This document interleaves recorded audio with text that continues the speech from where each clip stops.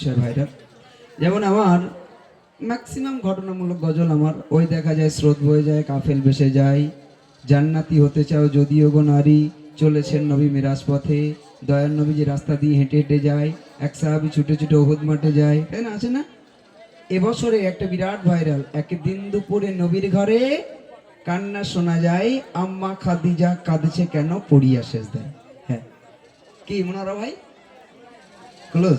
হ্যাঁ, করবে না, ইনশাল্লাহ করবে। তো এই গজলটি আমার ভাই ফরমাইশ করেছেন, ইনশাল্লাহ বলবো। তবে তার আগে যেহেতু এক্ষুনি এই সুরে একটা আমাদের মিরাজ ভাই বলেছেন একই সুর, এই জন্য আমি একটুখানি স্টার্টিং করে নিই, এটা অন্য গজল কবিতামূলক ছোট করে গাই। হ্যাঁ, সে গজলটা গাওয়ার পরে ইনশাল্লাহ আমি একদিন দুপুরে নবীর ঘরে কান্না শোনা যায় আম্মা খাদিজার গজল পরিবেশন করে শোনাবো। চলুন তার আগে ছোট্ট করে একটি নাত ছোট্ট করে গাইছি ডুয়েট কণ্ঠে, আমি এবং আমাদের ইমরান নাজমি।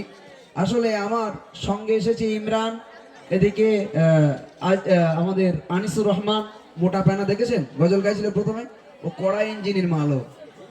ওরে বাবা রে, ও যে গলায় কি জোর দেছে আল্লাহ, চেঁচাড়িতে নাড়ি কাটা ওর, বিরাট গলায় জোর। বসে কই টাপা মতন বসি, হ্যাঁ হাতি।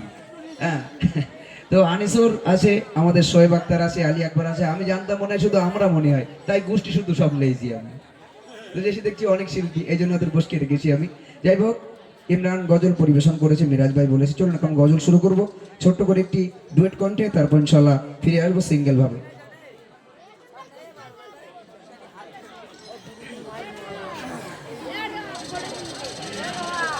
ঋষিয়ালারি ফুল